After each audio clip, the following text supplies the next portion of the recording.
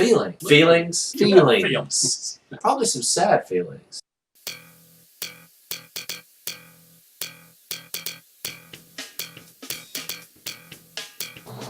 Radio, it's red hot.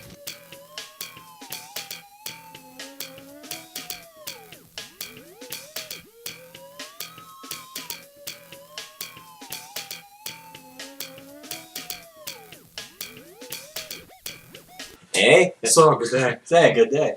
5.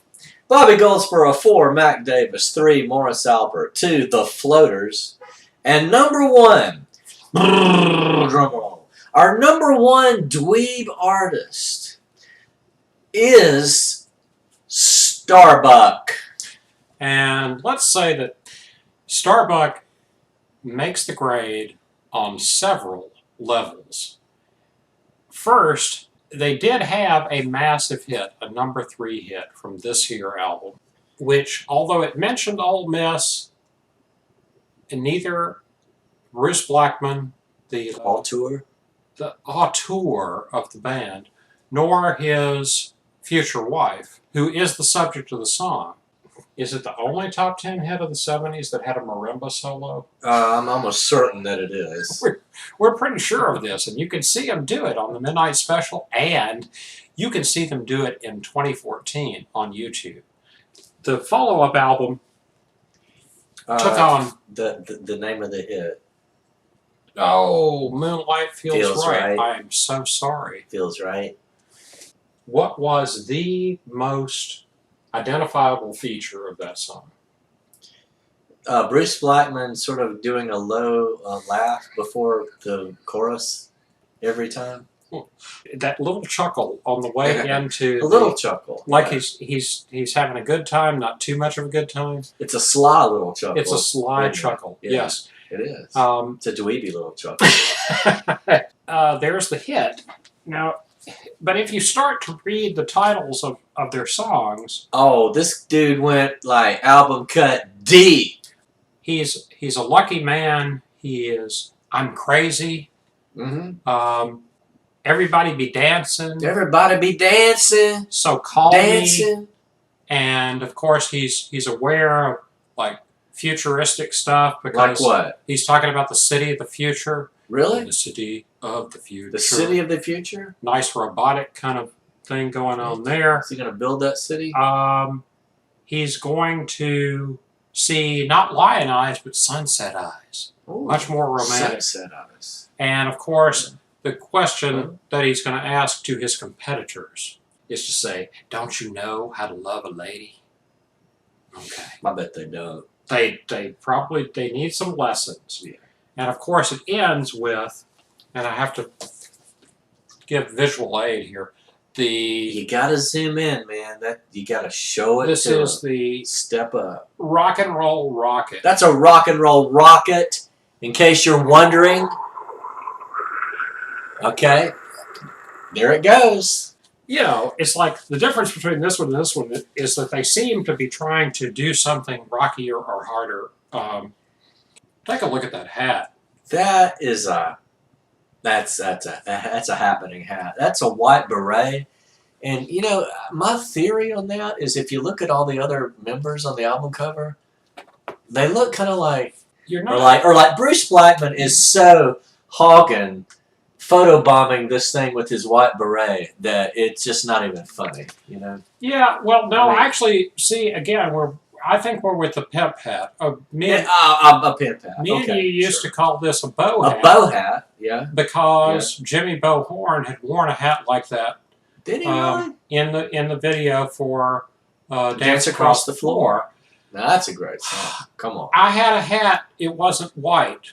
Now that No. I probably should have been. Try to find a cool hat enough. like no, that. it was like plaid or something, and Yeah. I used to wear it to work at Georgia State. And I swear to God, I'm coming down. I got off the MARTA train. I'm coming down to the school, I'm looking at this. and Well, a guy comes up to me and he says, "Nice pimp hat." pimp hat. So I'm going to go way in with this one. okay, rock it to him. Because this Like is a rock and roll rocket. it is a still. That looks like a damn monolith or something in the background. Spaceship or You something. know, I don't know. But he's still rocking that. Look at that. He's still rocking still that white rocking hat. the hat. But he's That's- got a white suit going on. Yeah. There's only 5 members of Starbuck there on that one. But that's good. it's gotten even But cooler. show the damn front, man. Well, now Look.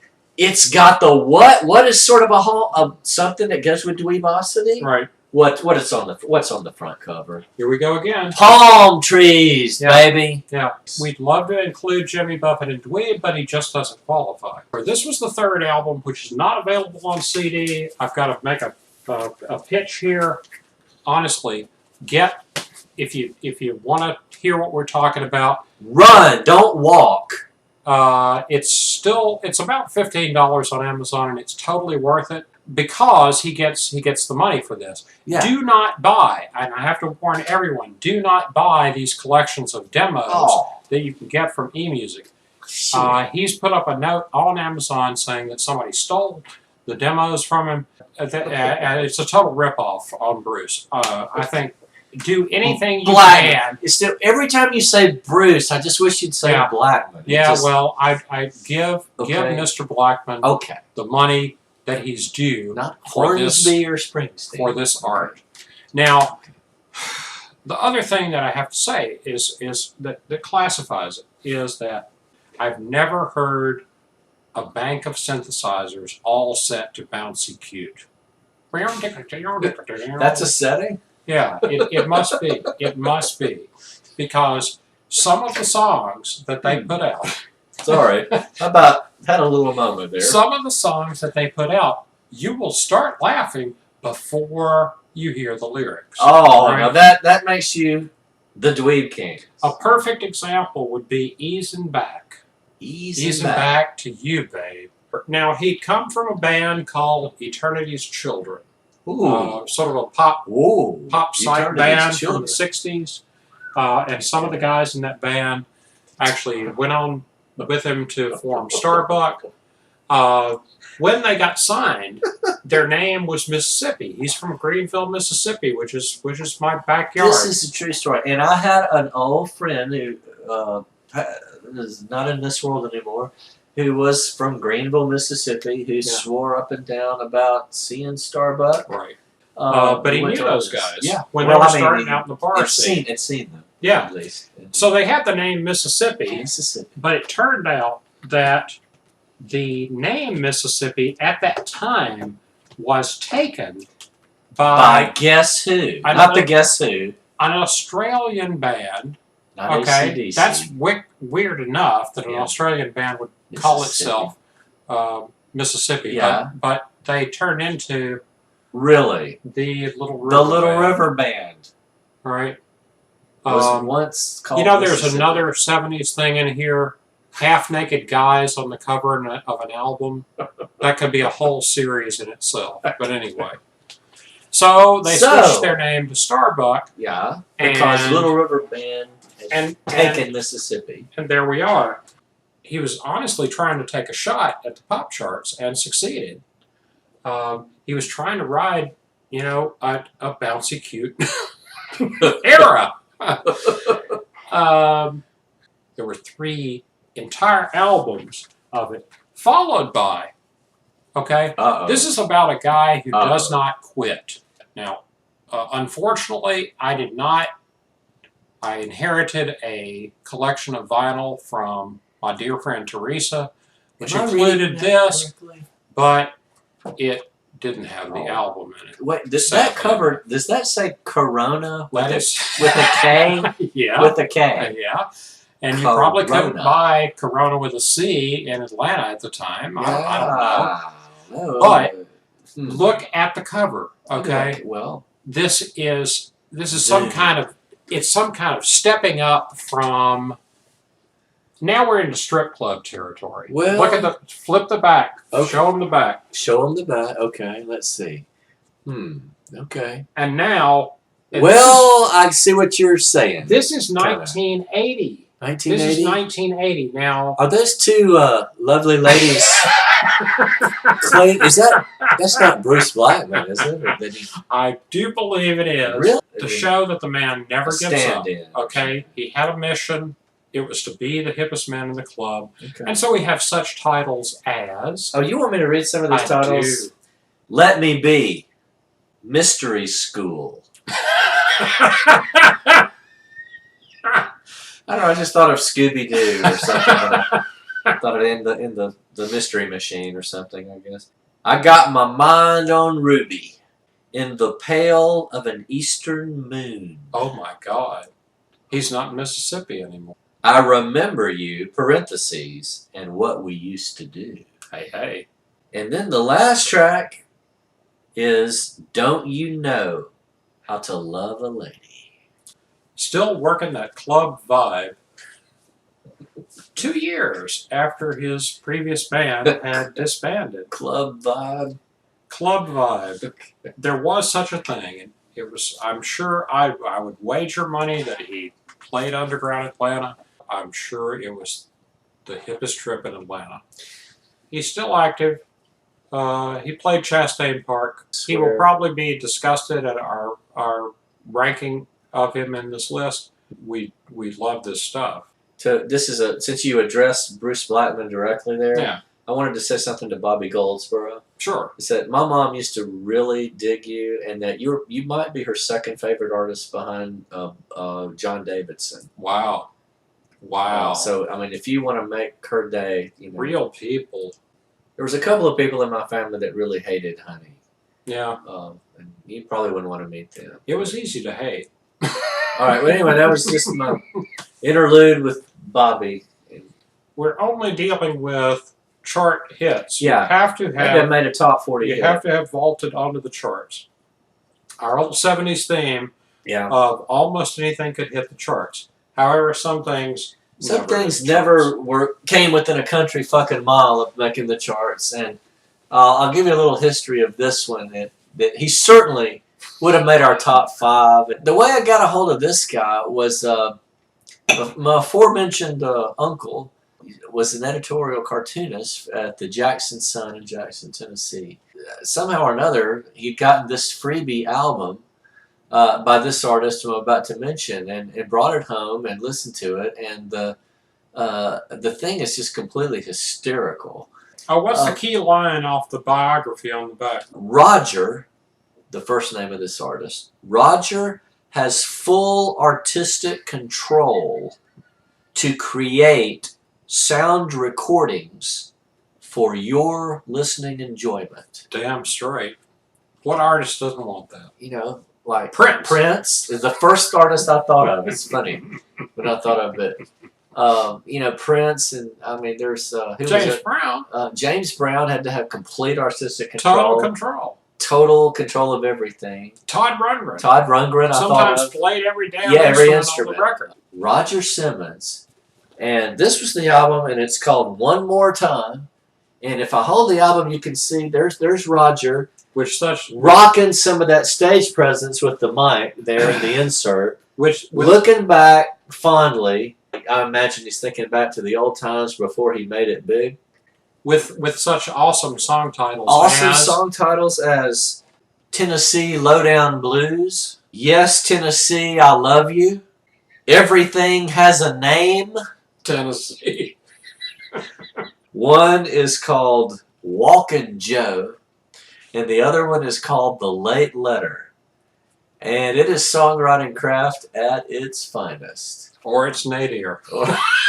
But this is the back of the cover. It shows the recording studio equipment that he had access to, and then there's his mother, I think, there in set. Was Ann Simmons, I'm assuming his mother, and it says here that she was responsible for the album jacket content. It would leave you dumbfounded and totally filled with gratitude that you existed in life to be able to hear something. It's like Astro Dweeb. It's yes. I mean, we're at a loss for words here. Really, people say that life is strange, but compared to what? Take care.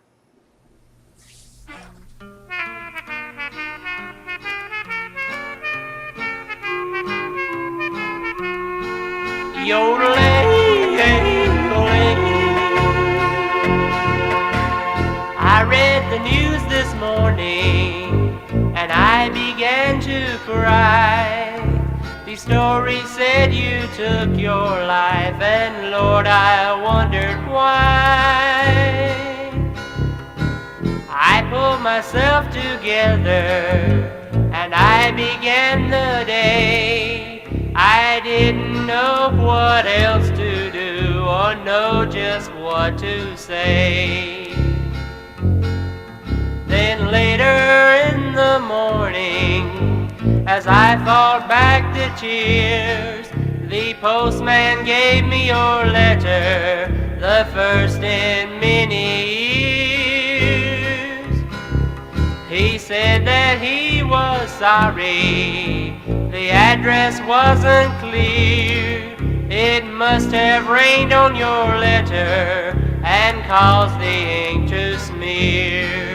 Yodeling, yodeling, yodeling.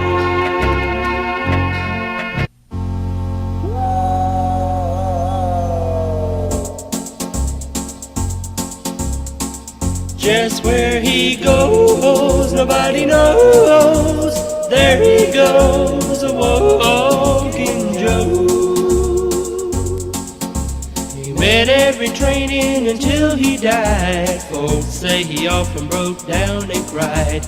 She took his money, she took his pride, saying she'd come back to be his bride. Lord, all the folks around here know the sad, sad story of a walking Joe. He was from the best of families, a college grad with an engineer's degree. Sweet and shy was Joe's bride to be. She was poor but she was so lovely. Lord, all the folks around here know the sad, sad story of walking Joe. One day she said that she must go to Atlanta to buy a fancy trousseau. He took her right to the train depot, and she gave her last kiss to walking Joe. Lord, all the folks around here know the sad, sad story of walking Joe. Now I have heard, but I don't know, she asked for money from a walking Joe. He took a roll of bills and laid them in her hand, not knowing she was headed for another man. Lord, all the folks around here know the sad, sad story of walking Joe. She told him when she'd be back again and asked if he would meet her train. They say he looked a pitiful sight when the last train left that fateful night. Lord, all the folks around here know the sad, sad story of walking Joe. From then on, Joe walked the streets, patting his leg to his own drum beat. He seldom had anything to say. He'd tip his hat and be on his way. Lord, all the folks around here know the sad, sad story of walking Joe. Now I have heard, but I don't know, that if you dare some night to go anywhere around the old depot, you can hear the wailings of walking Joe. Lord, all the folks around here know the sad, sad story of walking Joe. Just where he goes, nobody knows. There he goes.